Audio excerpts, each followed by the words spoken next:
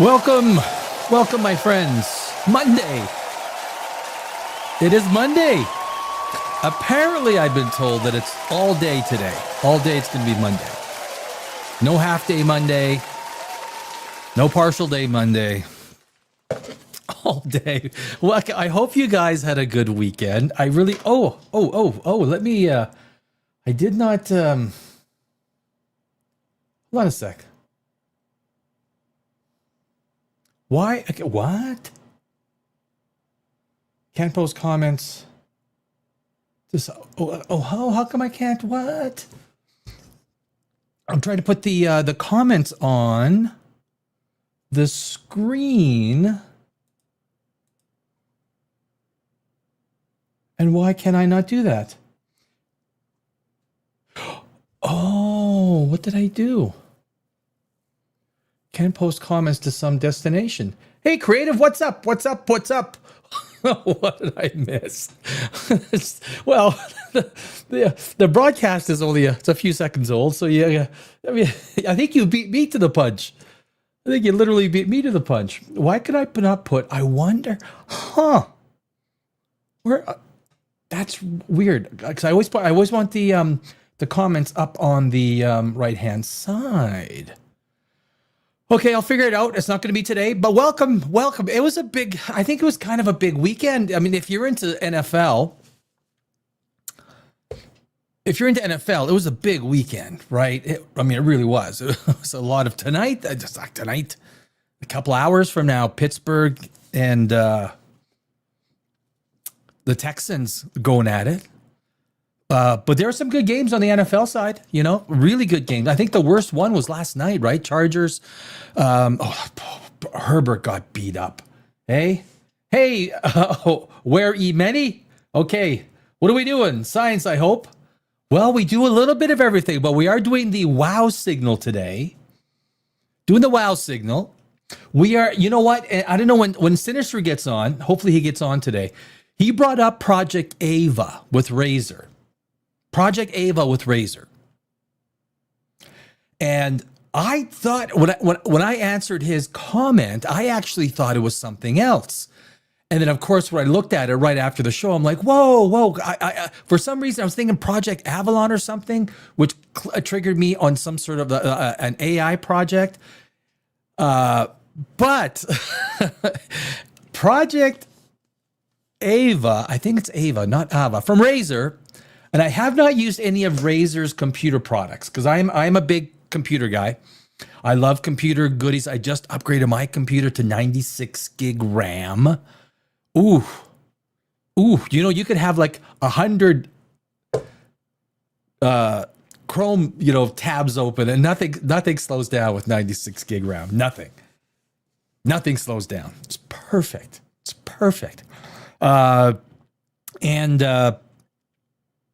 But yeah, but I don't know if you guys have seen that AVA thing. It's pretty. Yeah, I don't know. It's kind of. I don't know if it's cringe or it's not cringe, but we're gonna take a look at that.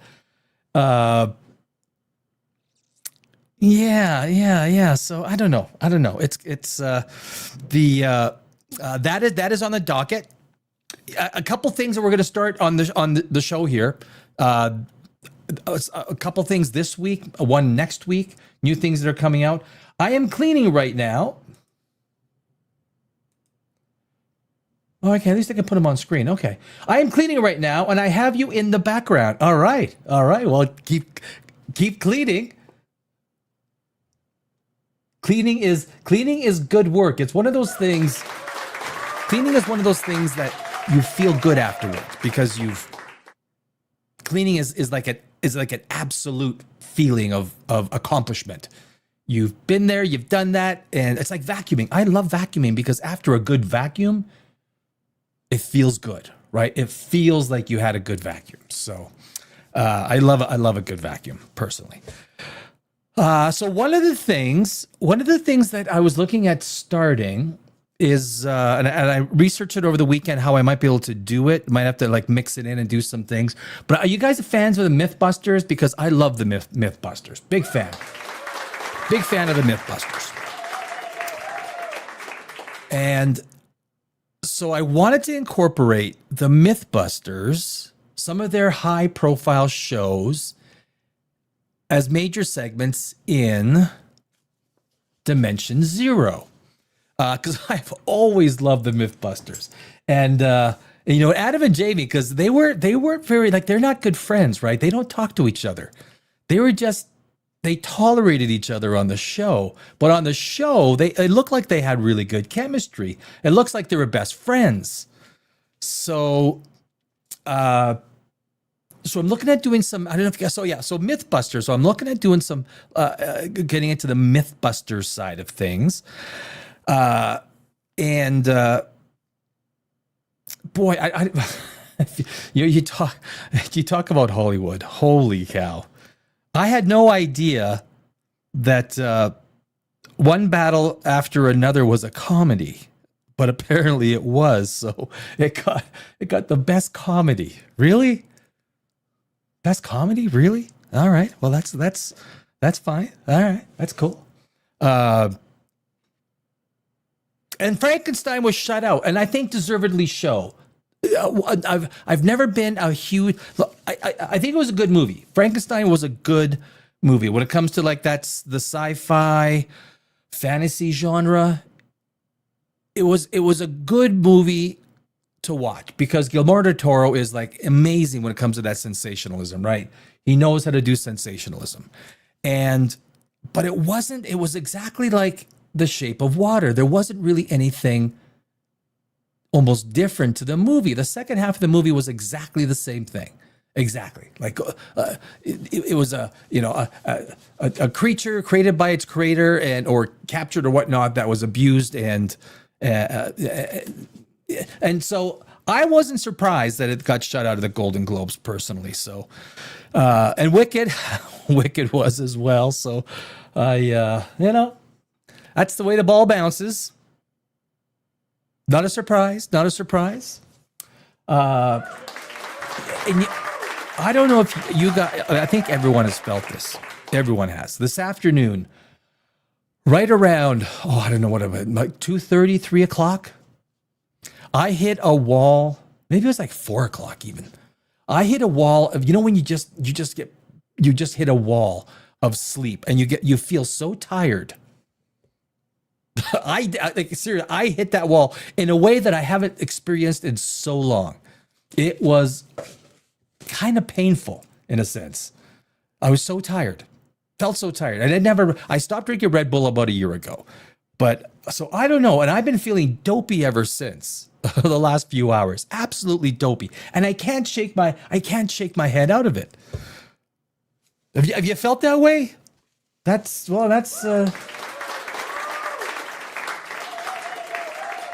is how I'm feeling today. So, excuse me. Well, I have a little bit of red wine. So, what else we got here? What else? So yeah, the NFL scores, that was a big deal. I don't know if you guys did watch the NFL scores, but that was, I guess, the highlight of the weekend. I was actually working on videos, and then one of the videos we're going to watch today is one of my videos. It's about the WOW signal. I released it yesterday, so we'll see. And basically, I don't know if you guys know much about the WOW signal. So the WOW signal happened in August 15th, 1977. And it was basically one of those signatures that matched exactly what if an alien creature was going to be communicating or sending out signals, that would be the exact signal that you would get from an alien. That exact, I forgot the sequence of letters that you would get. I wonder if I can actually put it up on screen. No, it's not going to be that. It's going to be share screen. Live WOW signal. I think that was, So basically, let me see if I can get this together here. Oops. There we go. Thank you very much. So I don't need that. Boy, I gotta close some of these files on my computer before I get okay, where did it go? I am such a dope today. Oh my god. Okay, there's that. It's on the screen. All right. So the wow signal. Get it together, mate. It was discovered on August 15, 1977 by Ohio State University's Big Ear Radio Telescope. You might have heard about this because Avi Loeb used it as one of his reasons to suggest that the 3i Atlas was an alien spacecraft. That was one of his reasons. But of course, 3i Atlas has had many people taking a look at it, and we kind of know what it is already. It was discovered by Jerry Amen, discovered a few days later while reviewing recorded data. So the number is 6EQUJ5. 6EQUJ5. And when we go through it, and this is actually one of the what it looked on his report.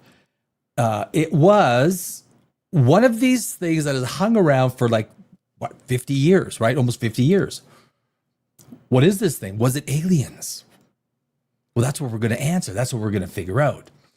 There's lots of evidence as to what it is. There's a few hypotheses. I mean, I think the most exciting one is that this thing is actually it's aliens. It's an alien signal. It's a beacon. Something was sent to us from deep space. And whether it is or not, who knows? Those who like to believe it, Avi Loeb, that was one of Avi Loeb's reasons. We're going to play the Avi Loeb clip. As a matter of fact, and then Brian Cox has his own version. And then we've got the video that I did about 7 or 8 minutes of the 3i Atlas, of the wow signal. And it's quite fascinating. But what I like to do, so this razor thing, Sinister, Cool Cat, I changed my account. Okay. Who are you? I liked it. Cool Cat. Cool Cat's cool. Cool. I like that. I mean, that's a, I'd like to be a cool cat. I like to think of myself as a cool cat.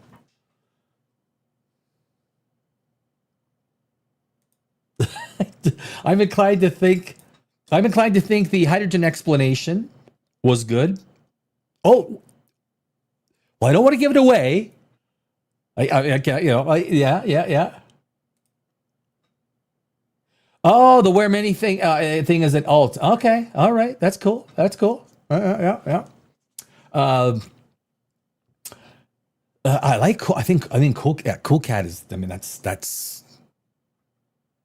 Can I say it's cooler? Does that make sense? Cool Cat is cooler. But you know what? So Razor, I was hoping Sinister was going to be on, but Sinister gave Michael from Salisbury in England. Oh wow, all the way from England. I love England. I'd love to go there one day. I really would. Big Monty Python fan and everything like that. So it's no probs. So Razor, have you guys? So I don't know if any of you guys use the Razor products, but they are a gaming company. But they came out with a new product called Project AVA. I think it's called AVA. I think that's the way you pronounce it. And let me see. I think there's a. What do I want to show first?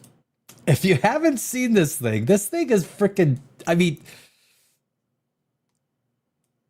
Oh, how do I get rid of that? There we go. So, do I show? I'm going to show the video first. So no. Okay, there we go.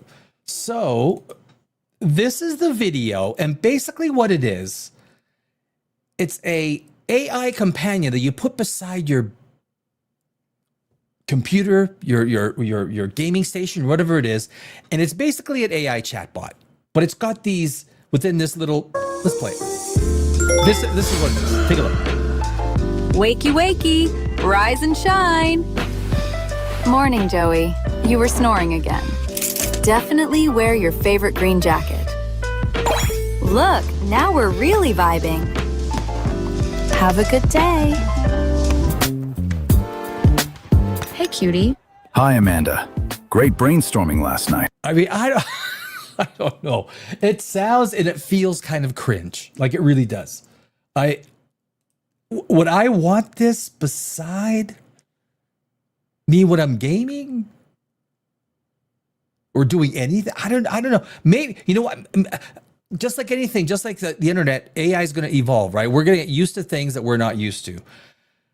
But this kind of feels... Actually, I need more. What if we flip the design here? Do you think it can work? Nice. I think you're onto something.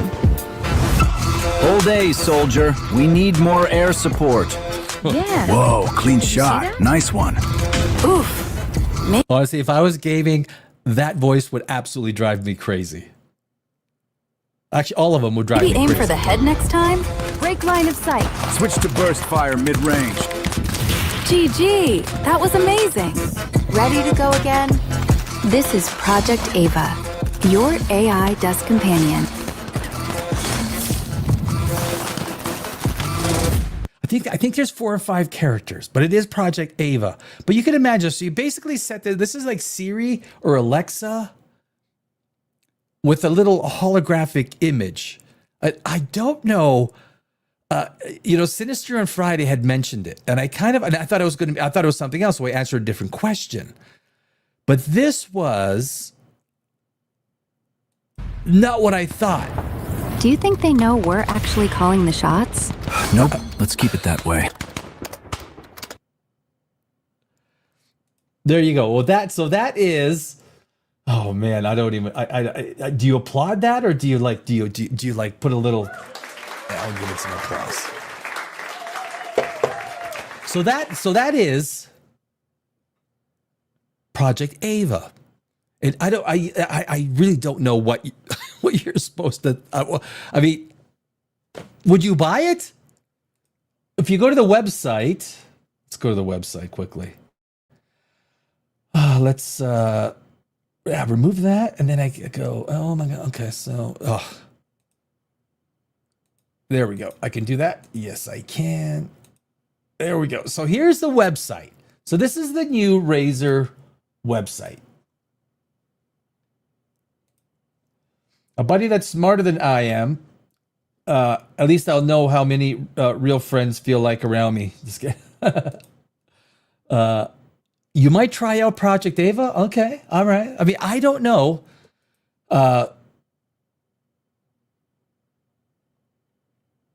It feels, I don't know, but we don't know the price yet. So what do what's the price? Do you think we could ever hit up dark psychology? Dark psychology. What is dark dark psychology?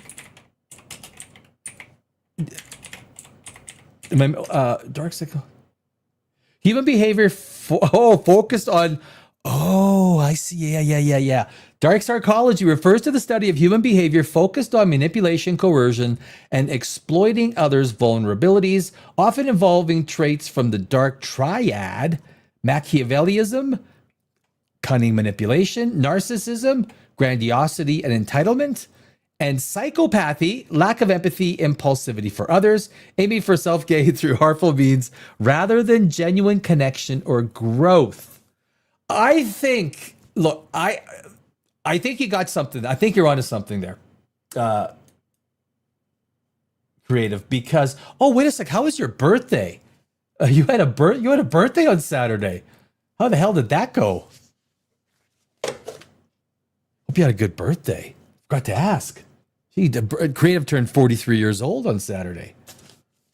You survived, so that's a good thing. But dark psychology, I mean, that's kind of a, like, how much of this AI stuff is intended to persuade, change, manipulate? You got to think advertisers, right? That's the whole idea for advertising. Advertising is literally made for changing, persuading, affecting, influencing our behavior, right? That's exactly what it's supposed to do. So when you talk about that dark psychology, Well, that's really what it's supposed to be doing. So, I mean, and that's probably one of the things when you take a look at the entire AI complex. How are advertisers going to get their paws into it? And that's one of these things when you take a look at like Project AVA, that it's going to be a way that advertisers get inside your home, inside your mind, directly, one-on-one. I'm sure that Project Ava is going to start talking about, hey, can I grab you a Coors Light? Oh, wait, do you drink Coors Light? If not, maybe you should get some tomorrow. I mean, I like, are they going to do that? I don't know. It went well. I saw Anaconda with sister and mom, and we are planning on going for steak. Ooh, good idea.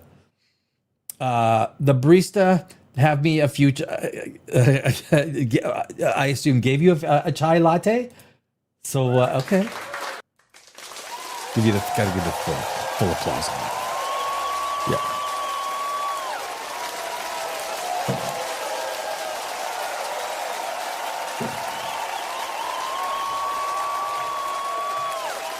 Well, happy birthday. You know what? You weren't born yesterday. Almost. So, so that's, but if you take a look at that, maybe you should get a Project Ava for your birthday. We don't know how much they are. You can put a $20 deposit down, and then you can get a Project Ava on, like, you can be, and they're shipping in the second half of 2026. Cool Cat, if you want one, just a heads up on that. If you're looking to grab one, second half of 2026. Don't miss out. But $20. Oops, where are we going here? Okay, that's it. Oh, wait a second. Did I just change? Yeah, I did. So yeah, so this is the home page. Project, okay, so your AI desk companion. So this is where AI is trying to get inside. No, don't worry, creative. It's all good. Yeah, no, I know. Me too. Every time you write something, you write too fast. You're like, okay, wait. Yeah, what the? No, all good. I like the steak idea.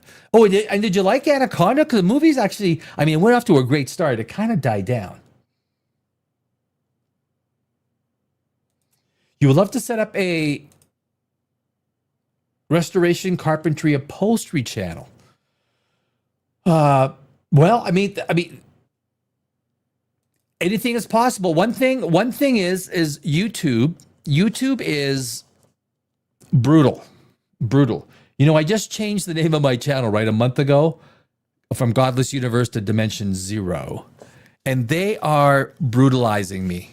I used to get a few hundred to a few thousand views on every video. My last 28. So basically, I'm literally relegated, even though I've been around for a year and change, relegated to a brand new channel. So it's kind of like, wow. And all the research I did was kind of like, So anyway, if you set it up, make sure you do it exactly the way you want to do it right off the start. Think about it. There's a lot of things that you're gonna want to record your things, not do a live thing. But we can get into some of that stuff, in shows as we go along for sure. So, but Project Ava, here's the companions.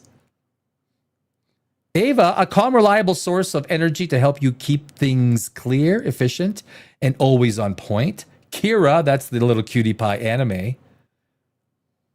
You got Zane, I guess he'd be like the Caucasian badass, your steady gaming wingman built for strategy, speed, and staying cool. And Faker, take guidance from the GOAT to create your very own esports legacy. You gotta mix, because it's ESP, not ESC, not e-escorts. Esports. Yeah. And then Faker, take guidance from the GOAT to create your very own esports legacy. And Seo, connect with a personal level with an idol that's captured hearts everywhere. Everywhere. I guess not just in a few places, it's everywhere. So anyway, this companion, I don't know. I'm a little, is this where, I mean, it's got a lot of, can I zoom out on this? So, these buttons, it's got a few features, but anyway, where AI goes from here, who knows? Are you going to get one? Do you want one? Do you need one? I don't know if you need one. I think there could be better ways. I don't know. Look, AI is going in directions that we may never, just like the internet. When pets.com failed, no one knew or thought that Amazon, when Jeff Bezos expanded from books, was going to take on the life that it did. But once you hit that critical mass, everyone said, look, no one's going to buy. No one's going to buy online. No one's going to do it. People did. Right? A lot of people did. So it is. So yeah, where AI goes, no one's going to know. No one's going to really fully predict what's going to be accepted, where people are going to take it, and where it's going to go from there. So we'll have to wait and see. That's these things ship in the second half of 2026. So if it's, I still find it kind of hard to see that these things are going to sell. I do. I don't know. It's, but I could be wrong. I've been wrong in the past. So that is, yeah, there we go.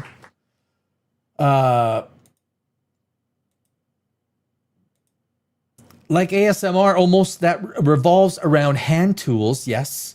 Would love to have a one-on-one chat with you if you're ever open to. I am. Yeah. If you need a hand, I'd be happy to we can set that up in one of these days. So that. But I think what you should do is just watch a lot of shows or videos on how to set these things up to make sure that you're putting them to. Because you have to know a little bit about filming, putting things together. I mean, YouTube is a lot of understanding how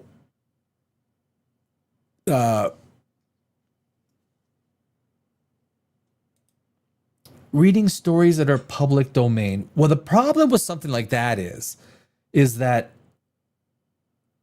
everyone's already, if there's a low barrier to do it, someone's started doing it a long time ago. That would be the problem. What do people want? That's a really hard question. What do people want?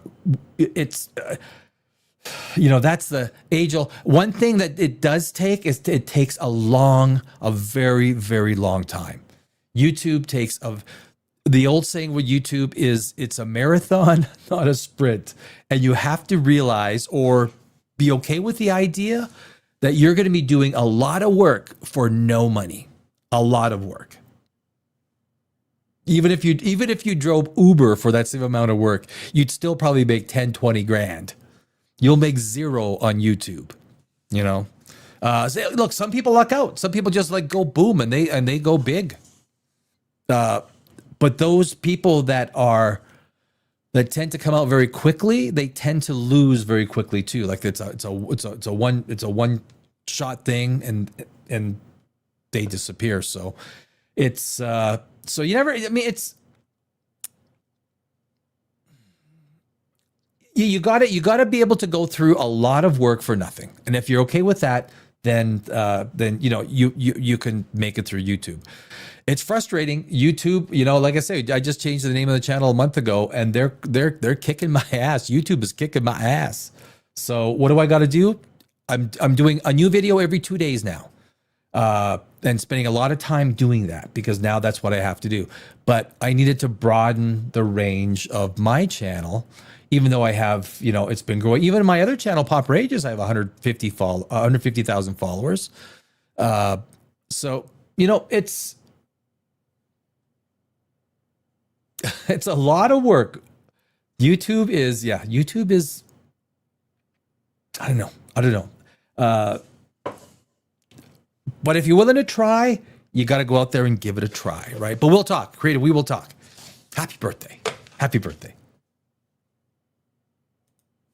43. I wish I was 43. I would love to be 43 again. So let's take a look at, I want to take a look. So we talked about the wow signal. And I wonder what the best way to start is. So the wow signal. So this is what, you know what I'm going to do? This is what Avi Loeb, said about the wow signal. And he basically just made it up, right? He took something that was already pretty much established. And look, I love kicking Avi Loeb where it counts, right? Because he's such a little bit of, he's a shyster. What he did was, I don't know if you call it less than ethical, but he knew what he was doing. He was misleading and manipulating the public. That's a matter of fact. I mean, the things that he was saying, he knew he was sensationalizing. But this is what he said about the wow signal. A few days ago, I realized that back on August 15th, 1977, there was a very famous flare in the radio signal that was given the name the wow signal. Because and everyone knows about this. He's talking about it like it's like new news. Hey, did you guys know? Did you hear about the wow signal? Because the observers that recorded it at the Ohio State University was stunned at how powerful this signal was. And wrote "wow" in the document that records that signal, and so it's called the wow signal from 1977. And I checked it. Turns out that it came from about the same direction in the. He checked it. I thought he's a world-class Harvard astronomer. He had to check it. I didn't even have to check it. Why did Avi Loeb, a man of his credentials, have to check it? I mean, this is not like brand new science. This is like science from 1977. But this was part of Avi Loeb's constructed, I'm going to turn this whole 3i Atlas thing into a spectacle. And I'll even use 3i or the August 15, 1977 wow signal as part of my evidence that 3i Atlas is an alien spaceship. Sky as 3i Atlas within 9 degrees, and the chance for a random alignment of the two directions of 9 degrees or so is 0.6%. So the question arises whether this wow signal from 1977 was transmitted by 3i Atlas. We don't know. And I mean, that very assertion is ridiculous. Connecting the 1977 wow signal with 3i Atlas. I mean, that is about as asinine can get in science. Like, it really is. And that's being nice. I mean, that is really being nice. there was no report on radio observations of 3i Atlas so far. So I'm encouraging radio astronomers around the world to check out whether there is any radio transmission from 3i Atlas. I calculated that back in 1977, the object was 600 times farther from us than the sun is. And that was a large distance. And presumably, if it had transmitted that signal, it had quite a powerful transmitter, about a gigawatt, according to my calculations, which is comparable to the power output of a nuclear reactor that we have on Earth. Just a few. So that was Avi Loeb. Basically, he's trying to connect. He was basically trying to connect, and that was a couple months ago. But the idea is that he was trying to connect 3i Atlas with the 1977 wow signal, right? I mean, the ridiculousness. I mean, it's one of the things that really makes him look like an idiot. So anyway, I just released a wow signal. What was the wow signal? So in 1977, I just released it yesterday, and I want to play that before I get to Brian Cox. Oops. Sorry. I gotta remove you from stage, my friend Avi. And so this was Cool Cat. It is ridiculous. Yes, it is ridiculous. I mean, that's the whole thing. This is I guess my animosity towards Avi Loeb.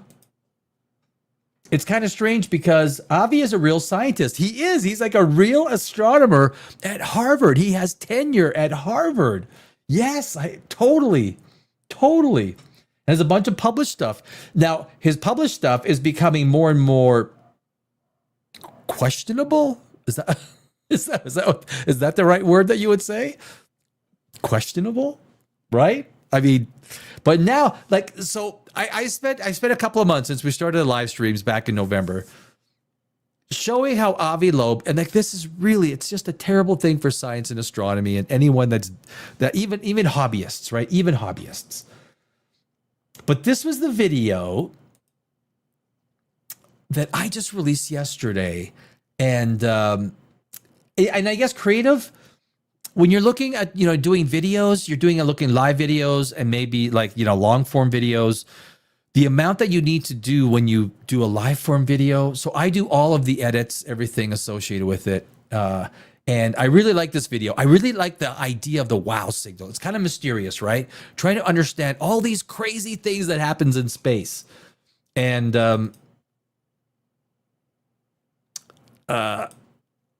so anyway, it's about 7 minutes long. I'll jump in a couple of places. Tells us exactly, I go into the details with a little bit of mystery. You gotta, if you're storytelling, you gotta give a little bit of that, you gotta have that edge, right?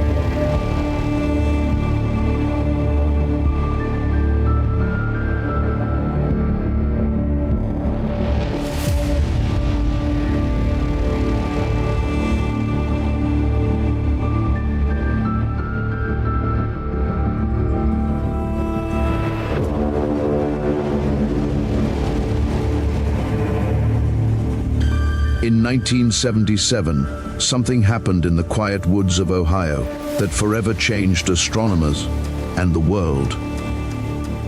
This wasn't just another blurred photo of a suspected alien spacecraft, nor was it the long-awaited mathematical proof of an infinite universe. It was a 72-second signal. A cold, hard piece of data printed out on a sheet of paper that seemed to prove that we were not alone. And the one thing about the 72-second signal is, and you'll see pictures of the big ear, is it doesn't rotate. It's a flat radio telescope that basically follows the Earth's rotation, and it only listens for 72 seconds. So basically, the signal it would have been much longer, except that as the Earth's rotation takes it out of the listening angle. But it was a 72-second signal because of that. But you can see a picture of in our universe, the big ear. Imagine you are Jerry Eamon, a volunteer researcher working for the Big Ear Radio Telescope. It's a humid August night, and you're doing the tedious work of looking through stacks of computer printouts. Page after page of meaningless numbers and letters representing the static hiss of our galactic neighborhood.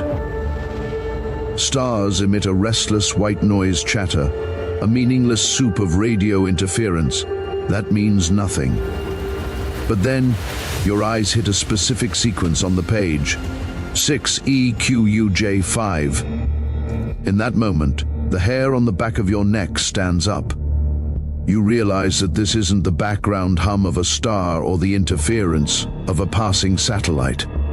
And of course, that is where the wow signal comes from. I mean, it's pretty cool, right? It's pretty cool. I can imagine if the second that he saw that back in 1977, you got to think Star Wars just came out, right? 2001: A Space Odyssey, Space 1999, Dune, on and on and on. This was like at the height of sci-fi, sci-fact. excitement. Exactly. 72 seconds speaks to the limitations of the antenna and the Earth's rotation. You said it better. You said it better than I did. But yeah, exactly. Yeah. And that is, and I think in 1997, the Big Ear radio telescopes stopped operations. It's basically, it was right. It's a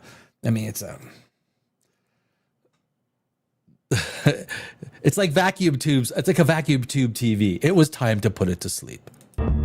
This is a vertical spike of radio energy so intense, so focused, and so perfectly tuned to the frequency of the universe that you grab a red pen and circle the code and write a single word in the margin that would become the name of the greatest mystery in the history of SETI.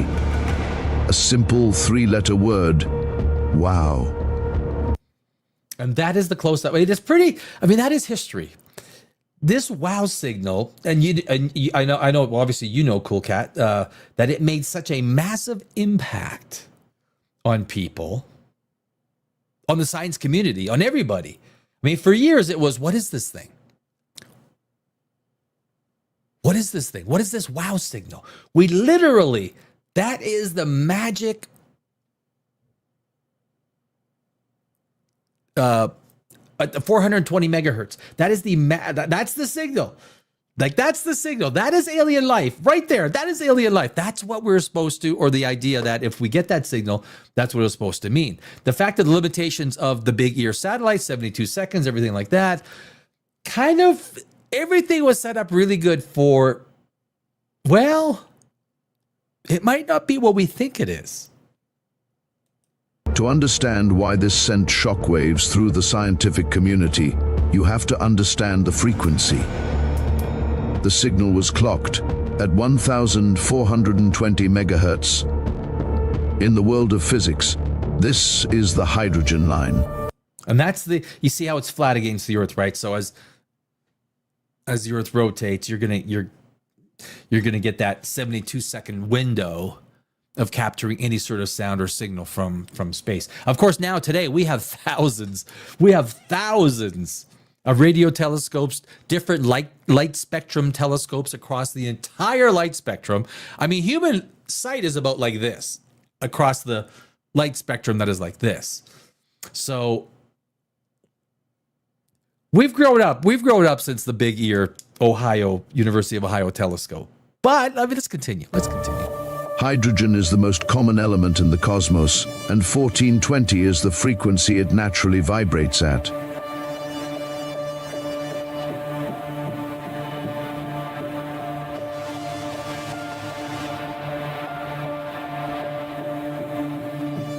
It's the universal dial tone. And as a matter of fact, everyone is supposed to stay off that frequency. Everyone, you are not allowed to use that frequency. It is specific for SETI and trying to find life out in the cosmos. No one's supposed to use that signal. I think it's illegal. I think you might get arrested or something. It's the one channel they would expect any other intelligent species to be monitoring. And here it was, screaming out from the direction of the constellation Sagittarius. The Big Ear telescope didn't have a motor. It used the Earth's rotation to scan the sky. And that's a really good shot of this. It's antiquated, it's old, it's, you're literally, when this thing was built, you're talking about 1960s technology. Like this is just like they will talk about our technology in 2100, they'll look back and go, oh my God, back in 2026, you guys were using what? It's like vacuum tubes to 1970s is what we are using today to someone in 2100. Oh my God, you're using those basic chipsets? Oh my God, no, I got a 142 quad quantum computer, whatever, it'll be the same. Because of the telescope's design, a fixed point in space would stay in its view for exactly 72 seconds. The wow signal lasted exactly 72 seconds. The signal grew in intensity as the telescope swept past it in the sky, then faded into silence as the Earth's rotation moved the telescope away and out of reach of the signal. It was a mathematical bullseye. It wasn't a short 1-second bleep from the stars. It was a continuous narrowband transmission that looked exactly like what a beacon from a distant star system should look like. For decades, the tension only grew. Researchers went back to that same spot in the sky hundreds of times with even more powerful equipment, but all they heard was silence. And you would like to think, right? You hear this signal, you keep going back to that same spot. Well, it's got to be. It was just like human beings, right? If there's an alien species listening to us, because we've been sending out radio waves for 100 years, it's not like our radio waves are going to stop. So if some other planet with intelligent life is listening, they will hear what's coming. They'll hear our radio waves, or record our radio waves. It's not like we can stop them because our entire planet is broadcasting them, right? So it was a little strange from that perspective. And every time they went back, they couldn't redetect it, so to speak. The signal never returned. This led to a split in the scientific community.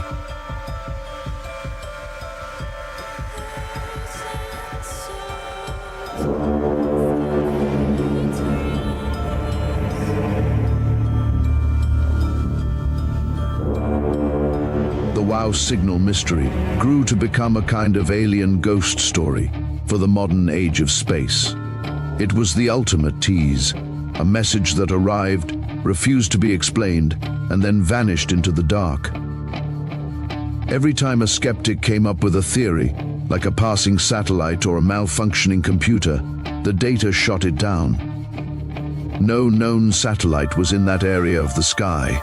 No terrestrial radio station was broadcasting on the protected 1420 frequency.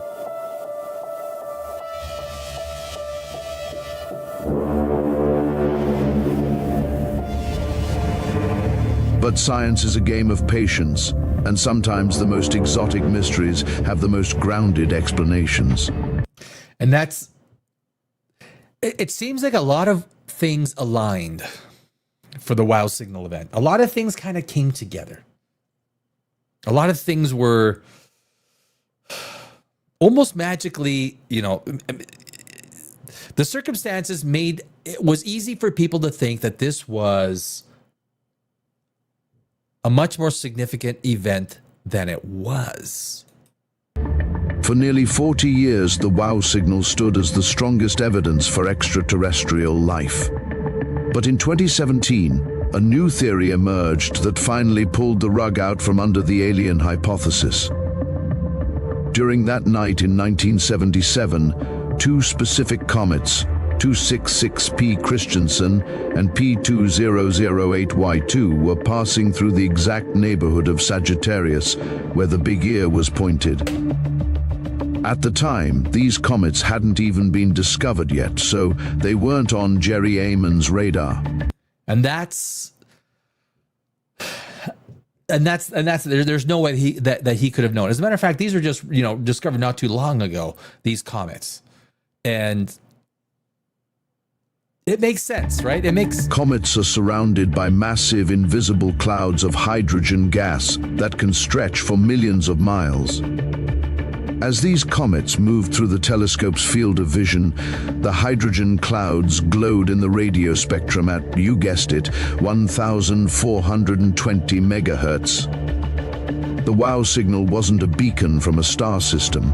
It was the radio signature of a cosmic wanderer within our own backyard, reflecting a natural process we simply didn't have the tools to be able to identify it. We weren't looking at a message from a distant civilization. We were looking at the tail of a comet. And that's the reality. It was the tail of a comet releasing hydrogen at the right place at the right time. Just as Big Ear, as the Earth was rotating, captured the signal, and everything that when you were thought that it might be an alien signal or something that it was. I mean, it's pretty amazing when you think about It's it. a bit of a heartbreak for the dreamers, but it's a massive win for the process of science. It reminds us that while we are always looking for the intelligence in the machine, nature itself is capable of producing patterns so perfect that they can fool even the smartest minds on Earth.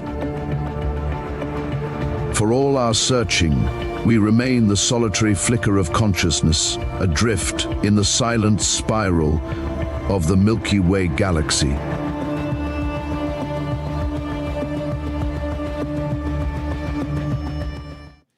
So there you go. That is the so that's my video that I did. I just released it yesterday on the WOW signal, and we heard Avi Loeb try to connect the WOW signal to 3i Atlas, which he knows. Avi Loeb knows what the WOW signal is, but yet he still insisted, which kind of proves that what he was doing, what he was intending to do, what he was all along a concoction. Do I say a concoction of bullshit? He knew it. He knows what the 1977 August 15th WOW signal was. It's not new evidence. It's been determined, but he still wanted to connect it to 3i Atlas. That's kind of the sad thing when it comes. I don't know if it's sad because he got a pretty good Netflix deal, right? So congratulations to Avi because he did get the Netflix deal, right? That beach scene is from the film Contact with Jodie Foster. Actually, it's not. It's not. It's very close to it. Yeah, it does look like it. It's not the exact beach scene, but yes, that's why I used it. That's why I used it because it looked like it. Very close, right? It's got that kind of. I don't know what you would call it. There's something to it, but that is exactly why I used it. Yeah, exactly. So Brian Cox did a little video. And I thought this was kind of, if you're gonna have Avi Loeb using the 1977 WOW signal as a reason to think that 3i Atlas might be an alien spaceship, I thought, okay, there's my video I just did yesterday, and it's okay. Brian Cox did a little video, 3.5 minute video. I'll jump in a couple of places. As per YouTube, you gotta change the original video. But this was about aliens. We talk about the search for extraterrestrial life. We kind of mean ET, don't we? We mean something that we can talk to. Right now, as we speak, there are telescopes searching the skies for signals, for hints, for a sign of civilizations, or even the signals from starships moving through the sky, whatever it is, that we're looking for that. Every hour of every day, some among us scan the skies, listening for alien civilizations. And that's the thing. And this is why I'm not a proponent for that there's aliens visiting us. We would hear and see in one way or the other a signature, whether it's the energy output, whether it's the telecommunications within that vessel, something, we would see it. And we have taken I think it's got to be in the billions of images, billions of recorded signals across, daily for decades. We have taken so many pictures going back 13.5 billion years, and we see nothing, right? We see nothing. Nothing. It's just the reality of it.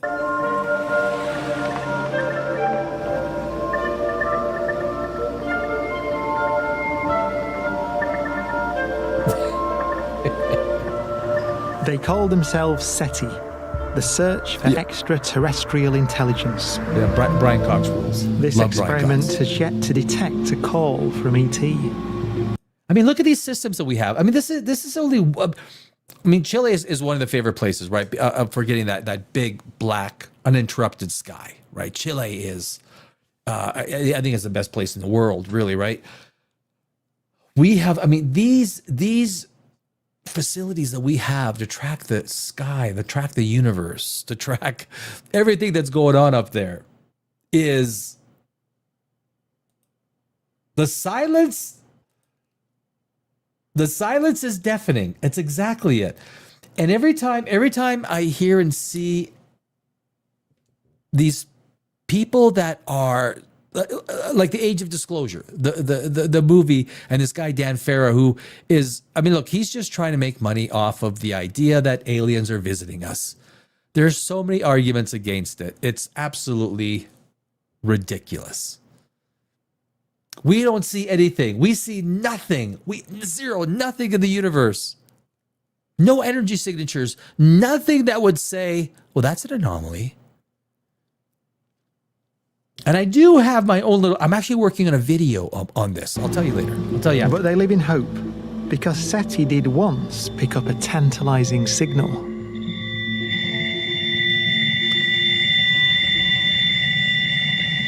On August the 15th, 1977, a radio telescope called a Big Ear detected a radio signal from somewhere in the vicinity of the constellation Sagittarius.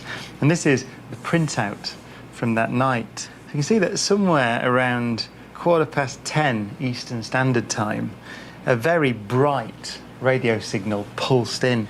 It looks something like this. You can sketch it out. It was a pulse with a width of around 72 seconds. And I'm surprised that Brian Cox does not mention the fact that that is the window for the Big Ear radio telescope. It has a 72-second window.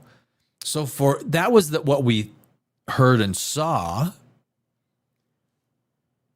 But it probably lasted much longer than that. It probably did. And the peak intensity, the peak brightness, was over 30 times the brightness of the background radio emission from the galaxy.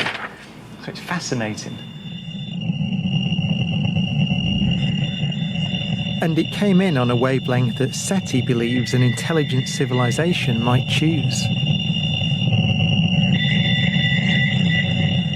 The wavelength was 21 centimeters.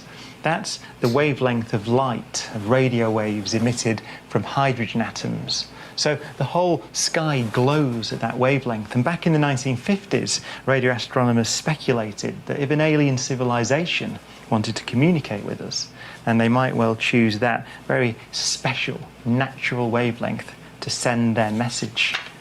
So surprising was this, that when it was spotted a few days later by an astronomer called Jerry Amon, he circled that pulse, that 72-second flash of radio waves, and wrote "wow" next to it.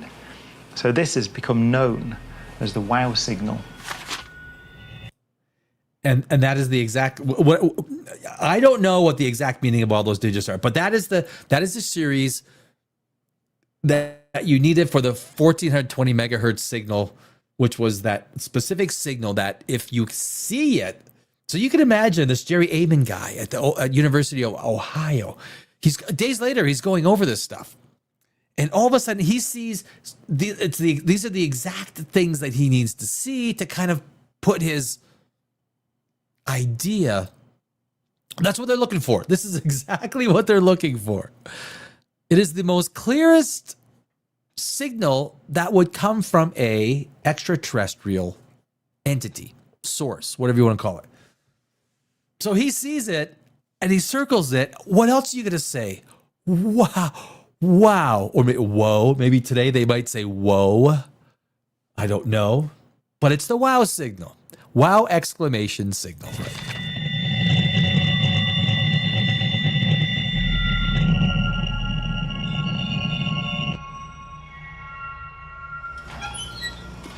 Today, over 35 years after the WOW signal was detected, there's still no satisfactory explanation.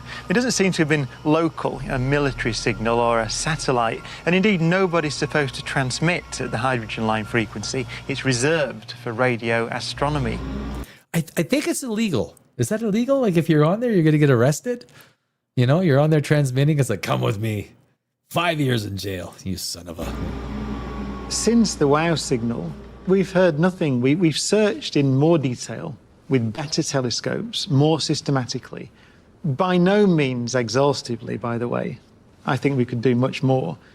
But we've searched and we've heard nothing. And that's the thing. And that's basically, that's the end of the video. So Brian Cox. He's easily, he's my favorite. Brian Cox. Easily my favorite.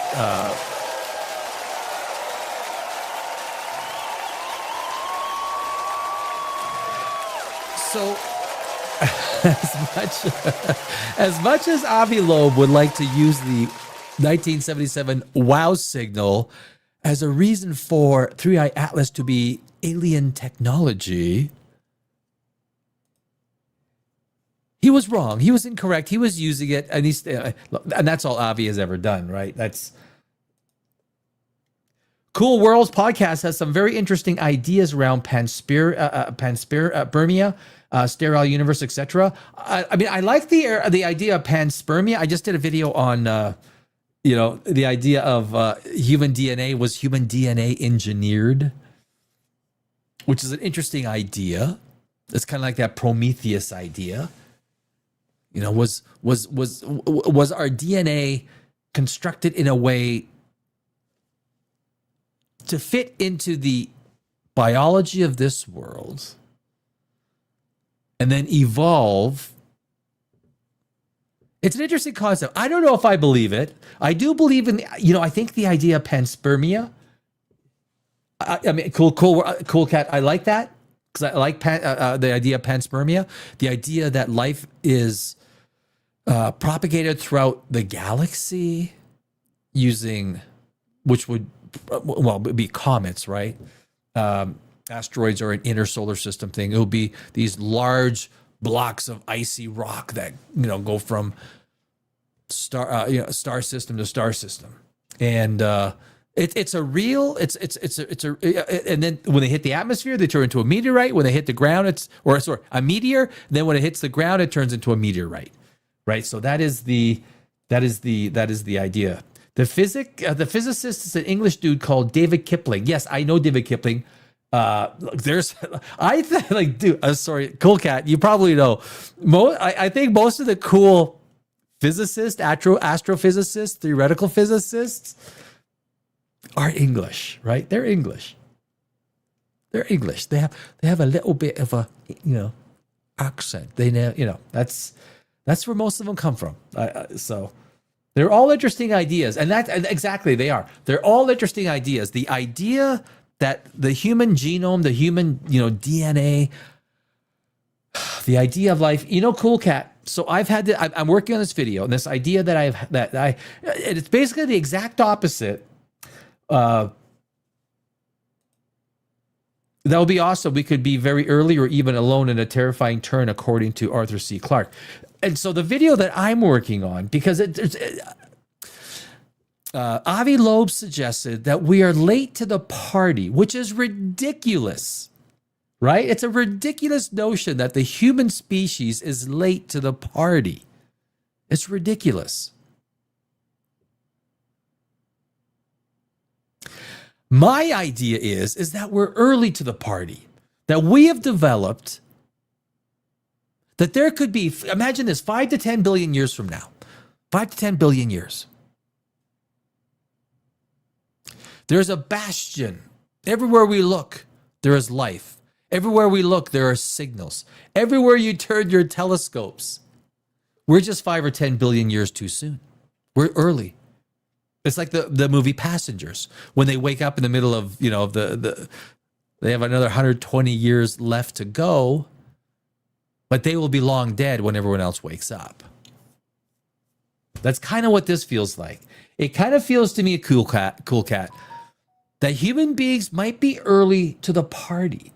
And yes, granted, most of the stars that we see that we don't see in the sky are M-class red dwarfs.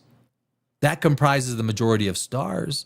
These things they'll burn for trillions of years, or at least call it a trillion years.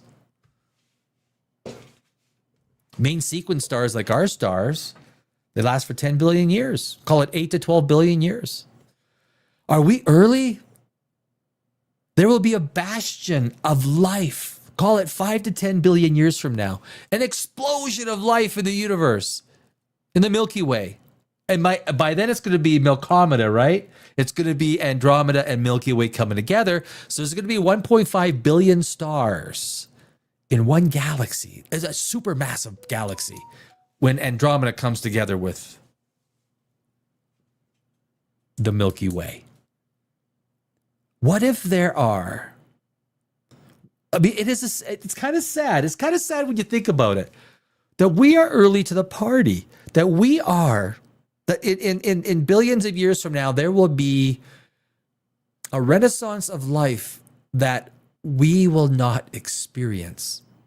And that just like billions of years from now, as the universe expands, our little galaxy cluster will sit alone,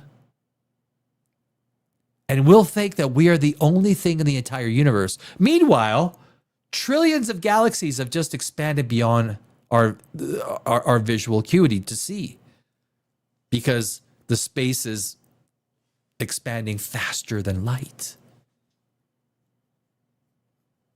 And so we'll see the few galaxies in our galaxy cluster, assuming we all, they stick together. Maybe they all merge by then, and we are a giant galaxy adrift alone. But there is an explosion of life. Maybe not massive amounts of intelligent life, but enough that we're like, wow, we're not alone. We're not alone. These signals come from everywhere. Is the human race too early to the party? I think we are. I think we are. That's everyone else is still still picking termite things from a log type thing in an alien planet. Yeah, well, or maybe their solar systems are just starting to develop, right? So solar systems are just starting to develop now because we now have a density of these organic molecules propagating within the universe or within our galaxy, right? We finally have, because you need a density of these molecules, all types of molecules, to come together. And when you come too early, the human species might be just a fluke. That the Earth and our solar system formed in a place that had a high density of the stuff needed to form a blue-green planet like ours. But maybe as these things propagate, right? As supernova and all of these high gravity impact events, two neutron stars coming together, killer novas, all this stuff that creates matter that is required of the essence of life, hits a density within our galaxy. And all of a sudden, we hear and see radio waves from all over the place. There could be a time that's coming, and we're just too damn early. It's kind of sad. I kind of get sad at that idea. Also, the good news about the coming together of the two galaxies is they will capture each other and become one. However, the two galaxies will miss mostly each other, pass through. I mean, it's going to be, I know that scientists have tried to do the models of Milkomeda, right? Milkomeda. You're going to come together and merge. I know that there's a lot of, like, how much of the gravity, because you're talking about the dark matter. I know they're trying to create models. Like, what are the models that will sufficiently describe and show exactly what is going to happen. But the question is, and that's in 4 billion years. The Andromeda galaxy is 2.5 million light years away, right? 2.5 million light years. When we merge, yeah, that's right, 2.5 million light years away, and the Andromeda galaxy is traveling at 106,000 miles per hour, I think, something like that. So it's going to take about 4 to 5 billion years to come together, and the soup that it's going to make. Look, there's going to be a lot of stars flung out into outer space. The fact is, there's so much space between stars, it's not going to have a major impact. But it is going to be. Well, we're not going to be around. We won't be around. How about this? Life can't get past the technological discoveries of atomic power or manipulation of DNA, germ warfare, or even AI. The idea that life destroys itself. Yes. That life can't get past the technological discoveries of atomic power or manipulation of DNA. Because we can manipulate DNA, right? I mean, we have that power. We have the power to wipe ourselves out. Can intelligent life get past those hurdles, those discoveries? Do other planets, civilizations, there's got to be more intelligent life somewhere in the universe, right? Maybe not in our galaxy, but certainly in the universe. Now, it could be in our galaxy. It could be, if something is relatively close to us, let's say 10,000 light years away, which is only, look, we think the Milky Way galaxy is 100,000 to 120,000 light years across. So 10,000 light years is only 8 to 10% of the distance across the Milky Way. But of course, our signals have only gone 100 years. 10,000 years, that's 10,000 light years. We got a long way to go. It is going to be an exciting time for sure. Yes, it is. Yeah. Oh, but the idea that we're early to the party, and that there is a magnificent time that is just around the corner. Well, I don't know, around the corner. The universe is 13.8 billion years old. In another 4, 5, 6, 8 billion years, 5 billion years, we have an explosion of life in the universe. Like, that could be the default understanding. Our default understanding is the Fermi paradox, right? And that's what...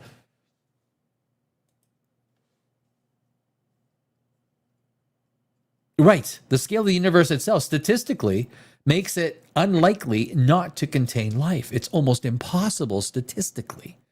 The fact that we exist says that life does exist in the universe. So as a statistical anomaly, what is that number? 2 trillion galaxies multiplied by 400 billion stars, multiplied by how many moons and planets? You got to count moons too. Moons are habitable as well.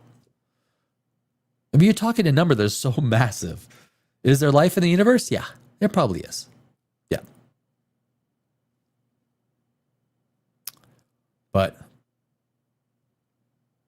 we will probably never know. SpaceX launches 29 Starlink satellites into orbit from Florida. Okay, good.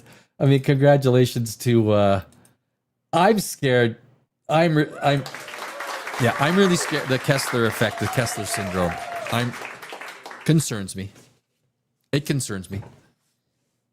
If you watch the movie Gravity, it's a great example of what the Kessler effect or the Kessler syndrome might turn into. It's a scary thing.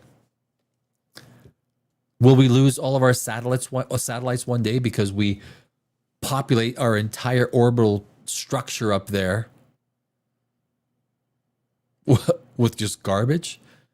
If one orbital layer becomes so filled with garbage that it destroys everything up there, we're not going to send a rocket through there because these pieces are traveling at 20,000 miles per hour. One hit and that rocket is toast. Once low Earth orbit satellites succumb to the Kessler effect, it's over. Bye-bye. So the human species, we got a lot of challenges. We might not think that, but we got a lot of challenges ahead of us. A lot. So that is the wow signal. And I think the wow signal, not only does it show a lot about human capacity for being optimistic for something or being excited for that which is, and it's fair, but it also shows us that the universe can create circumstances that makes us think one thing, but it's actually another, even with hard science. And that's just a matter of fact. Kessler syndrome is a real possibility, and that could factor in our civilization. We might strand ourselves on a broken planet. It got depressing in here. Just kidding. Well, you got to talk about it, right, Cool Cat? You got to talk about it. I mean,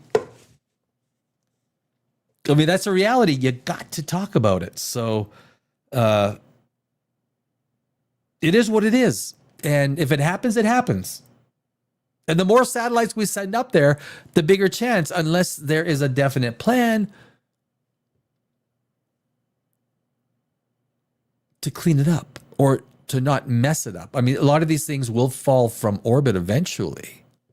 But when you're talking about millions and millions of pieces, big pieces,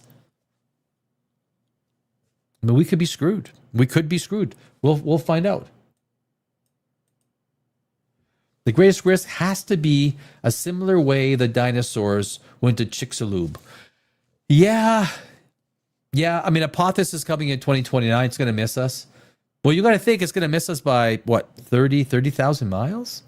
One little change in its trajectory, it kind of skims closer to one planet or this and that. And all of a sudden, geez, it looks like Apophis is on. Now, it's not big enough to wipe out, I think it's only the size of the Empire State Building or something like that. It's a city killer. It'll wipe out a city and the surrounding area. I mean,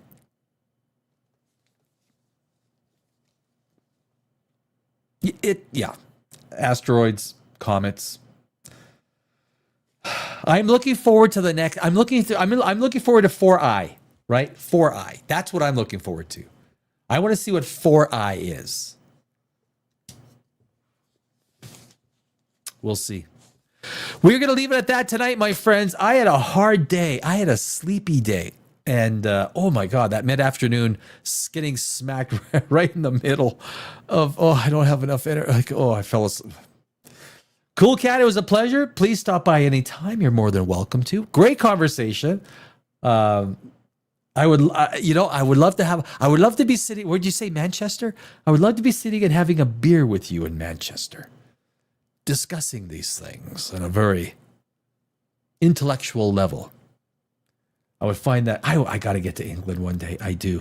I love England. I do. I love so many things about England. So I was actually born in Brno.